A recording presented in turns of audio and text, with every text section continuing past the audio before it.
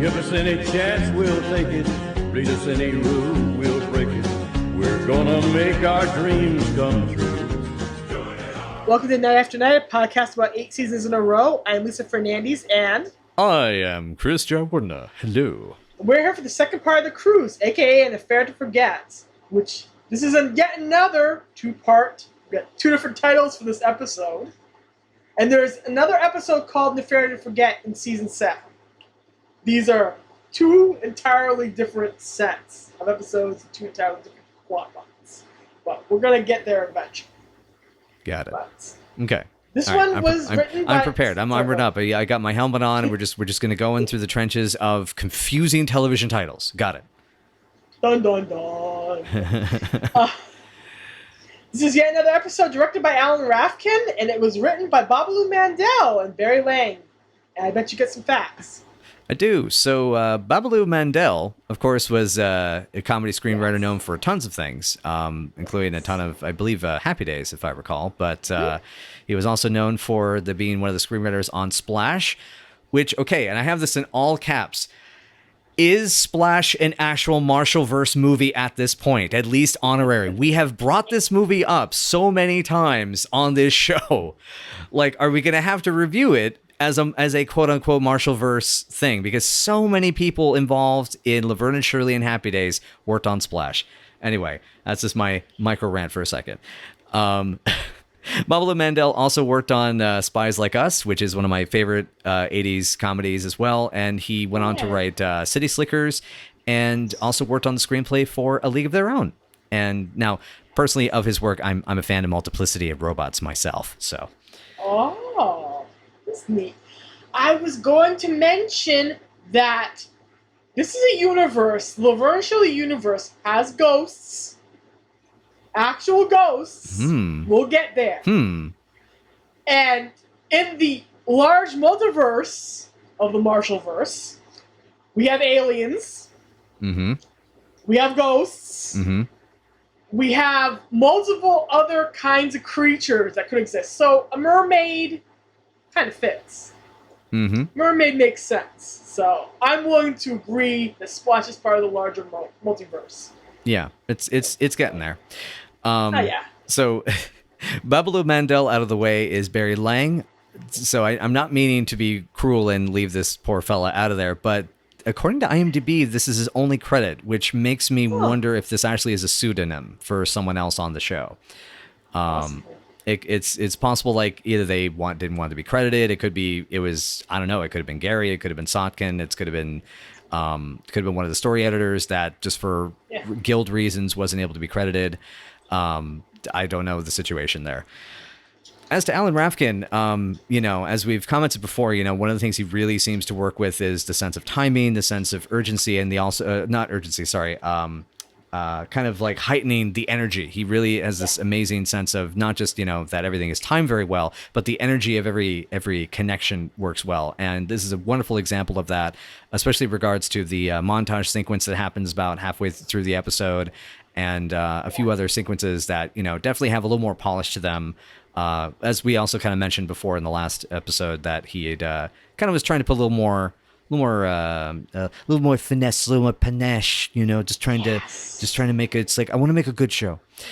But yes, it's kind of a Rafkin notes for today. This is what the episode is about. In the second part of the cruise, the girls finally set sail with the boys aboard as stowaways, but our favorite foursome do not encounter smooth waters. Laverne battles seasickness, the boys hide from the ship's captain, and Shirley debates whether or not her attraction to Ensign Gary Benson, a handsome sailor working as part of the liner's crew, is the real thing. Hesitant in the wake of her mother's horrible marriage to a sailor of her own, Shirley worries that the ensign will propose to her 4 days into their relationship, an event she's not ready for. Who will get hurt and who will stay in love by the end of the episode? What do you think? Well, one thing I slowly think is that Ensign Benson, I like that name. I like the little rhyming factor there. And I actually, okay, so this is taking me a second to come around to, because I'm almost a little ashamed to admit this. There was a time for a while I preferred Gentlemen Prefer Blondes to Some Like It Hot. That's how much I like John women prefer blondes. It's Jane Russell. What can I say? But can't blame you. but the fact this episode reminded me so much of that, definitely this was not an overall winner, but it did. I enjoyed a lot about this. It's very cute. It has some wonderful. It's wonderful at showing the differences between Laverne and Shirley, yet also how incredibly supportive they are in respects to each other. And especially given that we've seen quite a few times recently that Shirley has been supporting Laverne, and there'll be actually a few more episodes coming up. I recall that Laverne's really going to take some serious knocks and need the pep talks. And it's kind of cool to see that Laverne earns that friendship here by really trying to be supportive of her friend, of Cheryl. Because Cheryl's dealing with an interesting moral / personal / familial quandary. Yeah, she basically has the opportunity for romance here, major romance in her head at least. But she's going, oh God, my mom and my dad, their horrible relationship. No. And you can't blame her. You can't blame her, considering what we know of her dad, and considering what we know of her mom, considering what we know of what kind of a childhood she had. So, it's a really nice episode overall. There's a lot of funny things, a lot of sweet things. The girls' friendship is paramount, as it should be, always. So, overall, it's really cute. Mm-hmm. I love little bits of what occurs, especially in the beginning. Like, the girls and the boys come to this agreement that they will just lie and pretend that they don't know each other should the boys get caught. Of course, the boys immediately get caught. But then Shirley can't do it. She can't lie. Mm-hmm. She can't cover. Yeah. She can't cover for her own butt. Yep. Laverne tries to cover her own butt and does badly. Very badly. Yeah. As it do.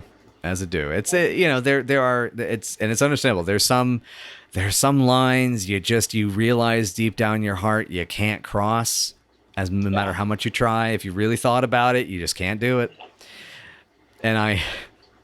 But I mean, that's it. I mean, as you're saying, the opening bit with the boys and the girls. I mean, I even love the boys begging and Cheryl, no, please, I put my dibs on you, Squig. My dibs on you. And it's like, look at their faces, and it's like, whoop, and they turn their heads to Cheryl. I love that. Yep. God, and okay, so you can be Pope. I mean, oh, God. It's my idea. And then Laverne's so happy being named Pope by Lenny. It's so cute. Yeah, that is cute. Yeah. And I love Laverne. It's like in my note is Laverne stop encouraging them after she's like, oh, what an idea. We should have done that. Yeah, we should have done that. It's like, jeez. Yeah. She just wants to be airlifted off the deck of the carrier. She just wants to be airlifted off into the wild blue yonder. Like, honey, come on. Yeah, I mean, she wants to be airlifted because then she gets to hang out with the Coast Guard the whole way back. Yeah. She get to look down next to the boys' t-shirts or something. Apparently, I don't know. Oh, jeez. And and that's the thing is, I actually kind of was disappointed that they resolved that piece, because I mean that really is only like the first third of the episode. I mean, practically by minute 12 or so in, or less, actually, they're gone. Yeah. They're long gone. Yeah. They're long gone. So I felt kind of disappointed of that. Yeah. I also wanted to point out, I was just scrolling through my notes, the SS Queen of the Lakes. I love that name. It feels like it reminded me of the of Brothers Bloom, because my note is it feels like some out of a Rian Johnson movie. Yeah. It worked. Yeah. I was gonna say, I miss the boys. I really do miss the boys. Mm-hmm. By that second half of this episode, you're like, God, they could have been around and throwing in their 2 cents. Mm-hmm. The whole idea of Shirley becoming Mrs. Ensign Benson. Mm-hmm. They have a fetish for giving the girls prospective significant others with rhyming last names. Ensign Benson. Eventually, Shirley becomes Shirley Feeny Meeny. Oh, that boy. happens. So you can see what kind of havoc and mayhem they would have thrown into the pots, and they just end up not being there. They end up getting airlifted right up the deck. But apparently they get to see down the girls' dresses, so the end kind of works out for them. Yeah. No, yeah, I've had a couple of opportunities for that, and it's like, hey, nice. Hey, I'll mention in my defense, in that one case that had happened, it was a few days before my birthday, and it was very clear that was intentional, that she was giving me an opportunity for that. Oh my god. Why? Why? Oh god. I hope the girls at least return their boots. You know? Clog around the deck. Let me never see the boots again. Yep. Oh god. Yeah. It's good. Poor Laverne constantly being seasick, just trying to have fun, and she almost finally gets her sea legs. It takes forever to get her sea legs. Mm-hmm. But the solution is apparently sticking your tongue in the mouth of a sailor and or eating peanut butter. So, pro tip for anybody out there. You know, a good peanut butter with the right at the right roasting point, I figure would probably cover the vomit smell pretty good. Oh god. We're going gross this episode. Yeah, no, it's gonna happen. Look, before we started recording today, I was playing an Evil Dead video game, so you know that tracks. Which I still need to play. I haven't played in a bajillion years now. I've played at my cousin's house, so yeah. Yeah. But I did want to mention, as we're talking about, you know, so away from, you know, sorry, I got distracted by my own notes here as I'm going through here. Oh no. Distracted by notes. But back on track is like, I do love how Laverne is immediately on Team Ensign Benson and Shirley having their moment. And it's like, I won't ravish you. I'm an ensign, and maybe you'll get promoted. He wants you bad. That was great. Yep. She's so there for the notion of them getting married. She's so there for the notion of them being together, and it's really sweet. It is. And Shirley's the one putting on the brakes. Shirley's the one stopping down. Yeah. Yeah, and I do love that she even catches the, how come you're writing Mrs. Ensign Benson in your book? Yeah. God. Yeah. I love that poor Shirley was just fully ready to say no to this proposal. But she's puffed herself up to the idea of it happening. It turns out not even to be the right question that she's being asked. She's not even being asked that question. Yeah. Oh, yeah. Oh, it's, just, it breaks you. It breaks you. Yeah. She did not have time to absorb the notion of the engagement before the breakup happens. Right. She's like, You can't blame her.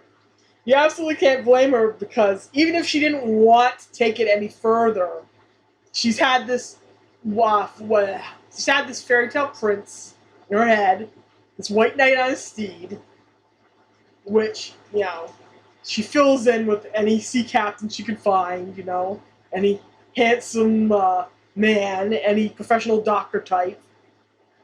And, you know, then it turns out that he's not that into her. And it's like, right in the chest. Poor girl. God, I gotta say, I mean, you know, it's a hit right in the chest, and I felt like giving it right back to him in the chest. You know, 1-2, bop-a-da-bop. Because, my God. Yeah. I mean, I my notes here as it was, so here's my timeline of the, it's like, oh no, marriage? Oh no, you're getting played, honey. Cheryl, no, sad face emojis.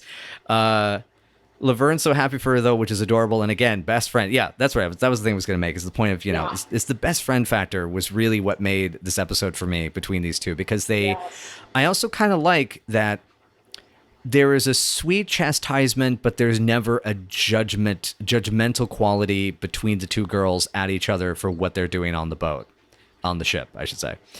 Yes. I really appreciate that, you know, Laverne, and I love the montage between the two of them, of their comparison, is, you know, it's very and very ooh, you know, I love them playing spin the anchor on deck. Yeah. Laverne is having the time of her life. She is sashaying down Smut Lane, and she is enjoying every single second of it. Mm-hmm. And it is fantabulous, because she is having the most fun possible.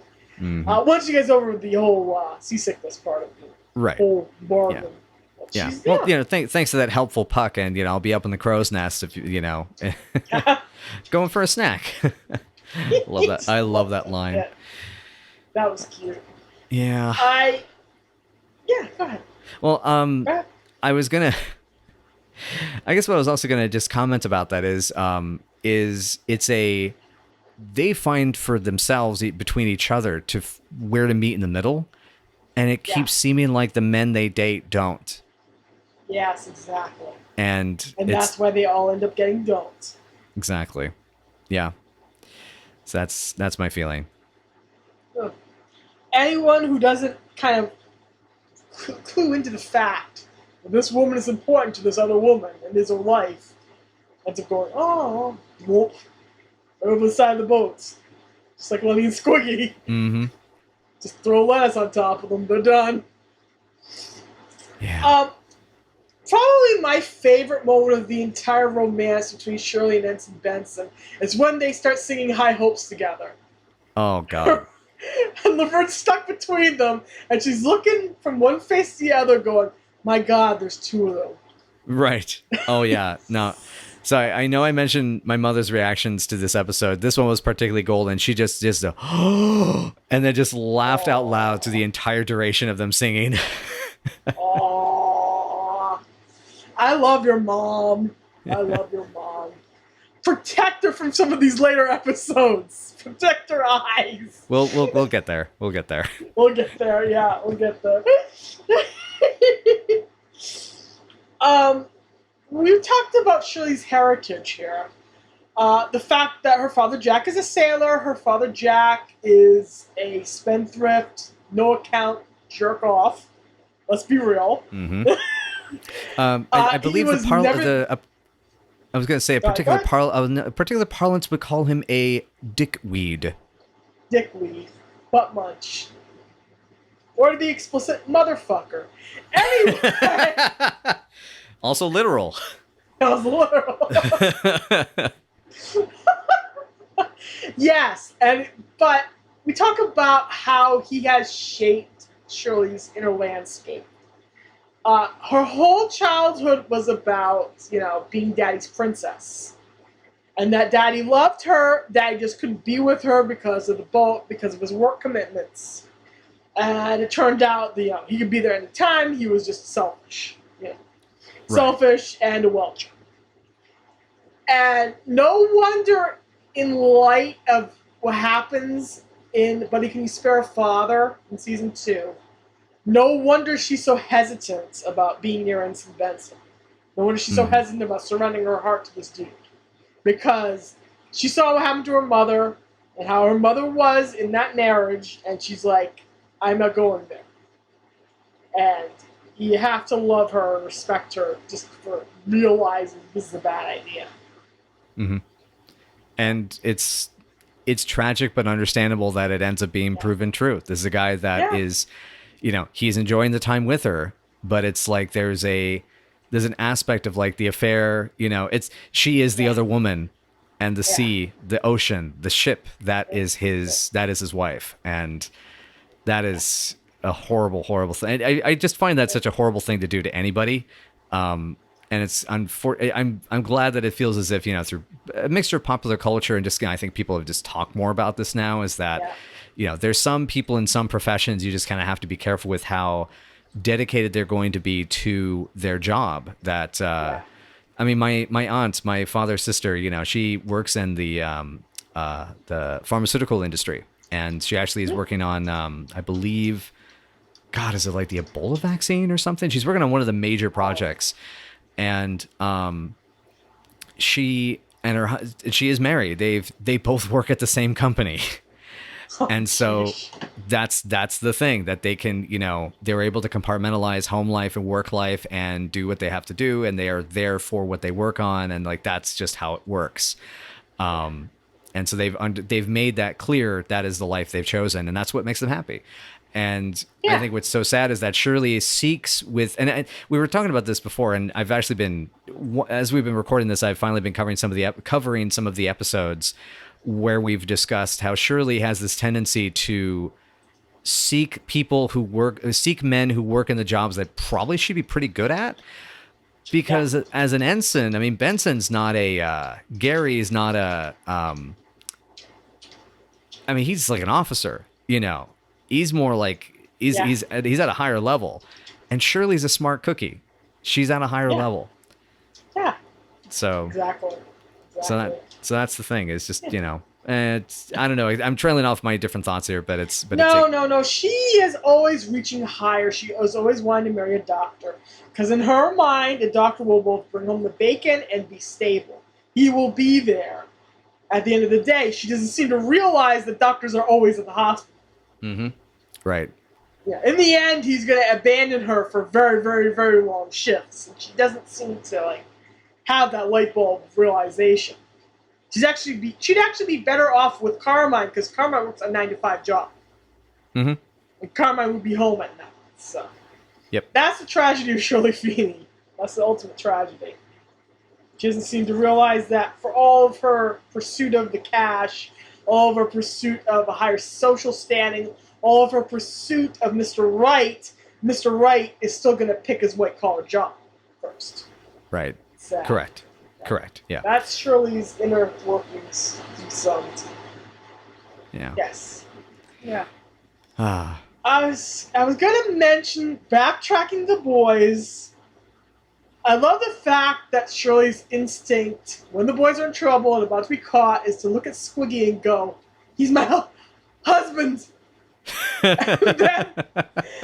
then he just rolls with it. I'm sure. Oh yeah, no. Shirley's a cutie. I would. Depending on the circumstances, I'd be. It's like, yeah, sure, come here. Yeah. Squiggy has this come here, go away relationship with her. Oh God, does he ever? Yeah. The idea of being married to her scares the crap out of him. But does he want to kiss her? And so he does here. Yes. Even though it involves knocking Lenny right over the side of the boat. I mean, yes, absolutely. I mean, but even I would say, Kiss, I think is kind of selling it short, given that it's like, there's 2 beds, there's 2 pairs, and dibs on Shirley. So, so I think Kiss might be. Well, he wants to do it with her. We all know he wants to do it with her. You don't have to say it. But, the implication is that the sex will not lead to marriage, because marriage is entrapment and he is a big swinger. Right. And it's not as much of a laugh as it is with Lenny, who will propose to any girl who winks at him. With Squiggy, he says eventually that he wants what Shirley and Carmine has, but on the other hand, he has a lot of fun playing field. And you don't really see that a lot with Lenny. You see him more angling in on the longer term relationships. So it's really interesting. And once again, that dichotomy between the boys and him immediately agreeing to be Shirley's non-husband is kind of interesting. Yeah, and it's a case of and understandably, this was like a Three's Company / Love Boat kind of trope setup. Because I mean, basically, essentially, all that would end up being is the Futurama episode, with on the cruise ship. So yes. Wasn't that called something like An Affair to Forget? I think it was. I'm going to look that up. It's the Titanic parody. I know that. Yeah, it's the Yeah. Damn it. Okay. Let's see. That would be God. Kif and Amy. I'm gonna look up the Kif and Amy ship. That's what I'm gonna do. Yes. While we wait, I was gonna say that there are so many little one-liners that they managed to get out in that little chunk of time before the boys are airlifted off the ship. Even better, we're Teamsters. And Laverne having to try to clue Shirley into the boys' presence by going, left is Lenny. That is great, too. And let's not look over this. Let's look over this way to the beautiful Canada. Yeah. Oh. God, that was awesome. Yeah, my brain wanted to say about that. Yeah, it's the more polite side. Yeah. Well, There's something wonderful about the sight of the boys trying to be the whitest members of any mariachi band in the history of the universe. And then trying to put on horrible Spanish accents. Mm-hmm. Like, no boys, we're looking right at you. Don't even try to, like, do this.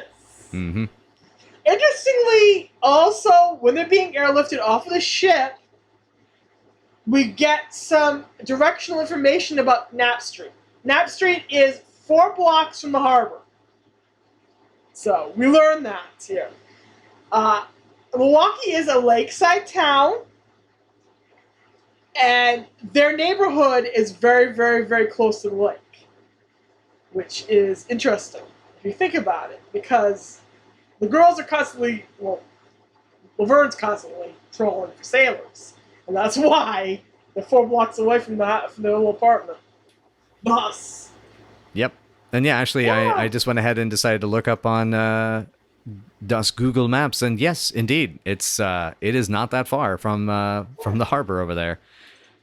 Hey, there you go. That's funny. Yeah, because it's just down this. It's just up the way from. Actually, it practically runs right into Veterans Park, which is on the lakeside. Things I didn't know. That's cool. Yeah, I do also find it interesting. There is an Ogden Avenue just like 1 street up from there. I wonder if that was intentional on the part of the writers. I'm It curious. has to be intentional. It has to be intentional. Yeah, because I've been meaning to do that. I've been meaning to like finally like go through all the different street names and see if there's any references that they made, kind of the way that Matt Groening made the references to Portland because he lived here in The Simpsons. Yeah. Yeah. Yeah. There's been such debate about where Springfield is supposedly located. I mean, we do have a Springfield, Oregon. They apparently have horrible police officers there. Yep. There was this whole debate about whether or not it was Oregon or if it was, I think, Maine. I think that was the whole debate, and I think Maine won some kind of poll. That's why they got a premiere for the Simpsons movie over there. I think. Yep. I think it's. I think that's. Yeah. It's something like that. Yeah. Yeah. But I mean, come on. We all know that Portland, Maine is the second best Portland, so we still have that. So, ha! There you go. Hey, take it. Yeah. Take it. And Take anyway, a compliment. so just back to scrolling back. Anybody who's still listening who gives a crap about the Futurama thing, a flight to remember. Flight to Remember. Pretty darn close. Pretty darn close. Yeah, it's a reference to the Titanic novel, A Night to Remember. I ended up finding this out because the Futurama wiki is called the Infosphere, and my God, is it intensely detailed.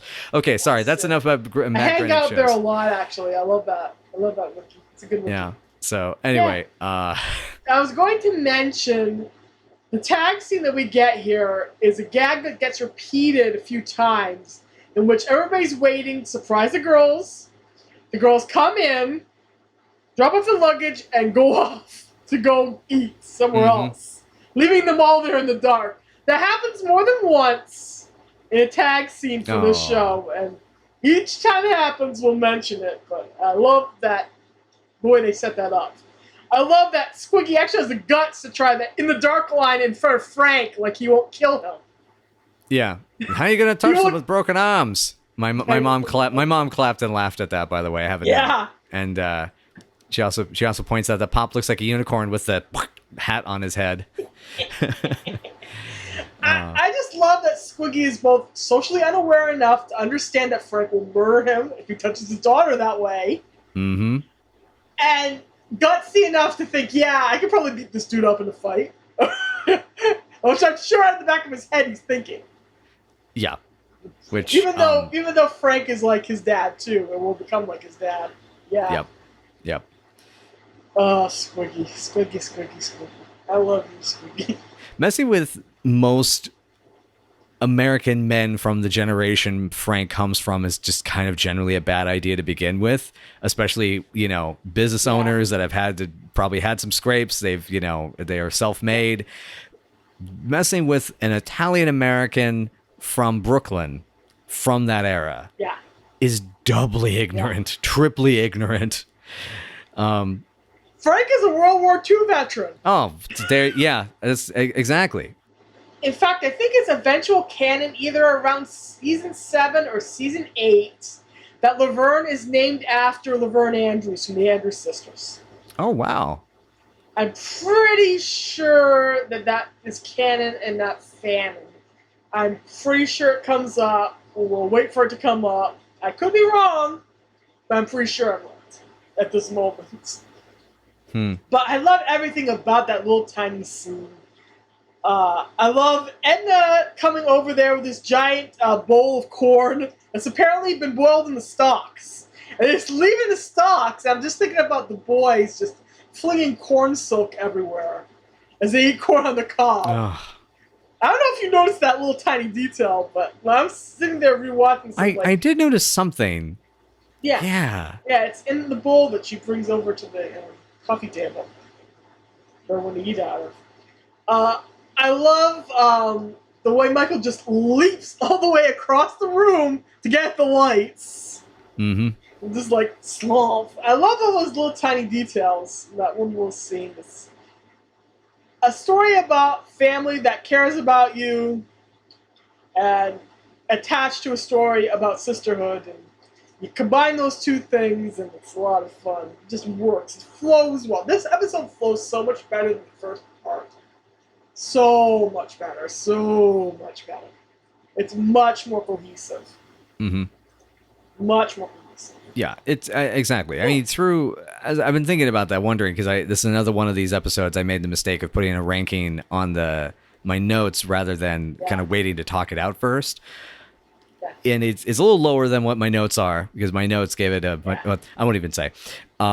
But it's this is a solid 7 for me, maybe a 7.5, just because the material's really what works really well, and it's as I said, I think I've said a couple times through the episodes that it's one you could have expanded a bit here, expanded a bit there, easily would have worked as a feature film with these characters. Exactly.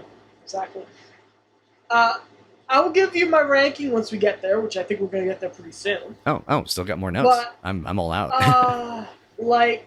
It's somewhere around 8, somewhere in the 7 range for me. It's a really nice episode. It's not perfect, but it's good. So that's my pre-ratings giving thoughts. So you had further notes? I'm all out. That's the reason why. I was out of notes too. I was asking you. Yeah. So okay. So I guess that actually does cover up the ranking. I mean, I did love okay. So I did forget this a little bit here. We did forget to talk about their last conversation on the boat on deck. Yes. And this is a good way, I think, to cap this off a little bit. Is, the sympathy, just the heartbreak you feel for Shirley in this episode, that she really got her hopes up, is just so. And I mean, and then it's doubly hard. Laverne tries to sing the song, and it's like, but that's our song. It's like, oh boy. Yes. And And I love her line, but if he'd asked, I could have found some soft way to let him down, and then he'd be feeling miserable instead.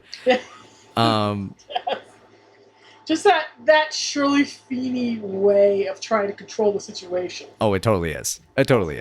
Yeah. And then of course, the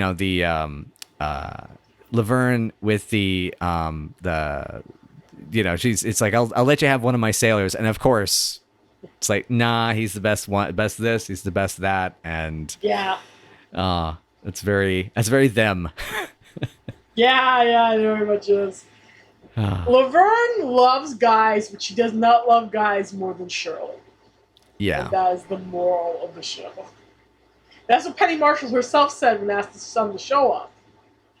Laverne's crazy about guys, but she'd do anything for Shirley. That's it. That's it. That's all you gotta really say. Yeah. Oh, and also the finger wave was really cute in the little finger wave at each other when they're dancing. Lenny just wiggling his little finger at her. God, it's so That's cute. very much a really simple physical act that works within the scheme of the humor of the episode. And it's also just like the sweetest little thing. Like, he would totally do that. Like, hi, Laverne. Da-da-da. It's so cute. Yeah. It's a good time. But yeah. So very much. So yeah. So we're thinking 7s for both of us, or 7.5. Yeah. Sounds 7 for me. Cool. All right. Excellent. Well, thank you again, everyone, so much for joining us. And if you would like to know more, please join us on Night After Night Pod on Facebook and Tumblr, WordPress, and YouTube, or find us at Night After Night PC on Twitter. On the Twitter side, we do like to do ourselves, we like to take, I guess, I've been doing a lot of animated GIFs these days. I believe that is the correct pronunciation. I'm not going to have anybody shouting at me now. And this will hopefully still be true somewhere in the winter, which is when this episode will be coming out. That's right. But yeah. Yes. Yes. I absolutely believe that it will be true. So. Yes. We are currently taping this in August, y'all. Yeah. Exactly. Months. We're still in lockdown. Our work is basically all from home, so we figure just take a day off of the week and just work on a bunch of these. Anyway, but yeah, so please do join us though on social media. We love to communicate about this and let us know what you think. What were your thoughts on this first of the two-parters for Laverne and Shirley, and also as well, this is kind of just a quick poll more than anything else. And we'll probably have this covered elsewhere, but would you like us to cover these as separate episodes, or for us to combine the two? Because we deliberated for a while on that for this one. We decided to keep it separate for now, because they were two very distinctive episodes. But anywho, thank you so much again for joining us, everyone and all. We hope that you are having yourselves a wonderful day, a wonderful time, and so Lisa, what do we have next on the on this here episode list? Shirley attempts to get to meet Fabian, the famous singer of the 50s. She has an enormous crush on him, and she has a bet with Rosie Greenbaum that could result in her scrubbing the floor of the woman's bathroom with a toothbrush. So, when Laverne and Shirley meet Fabian, chaos ensues. That's next episode. Right on. So hopefully you'll join us for meeting Fabian. Thank you. Bye, y'all.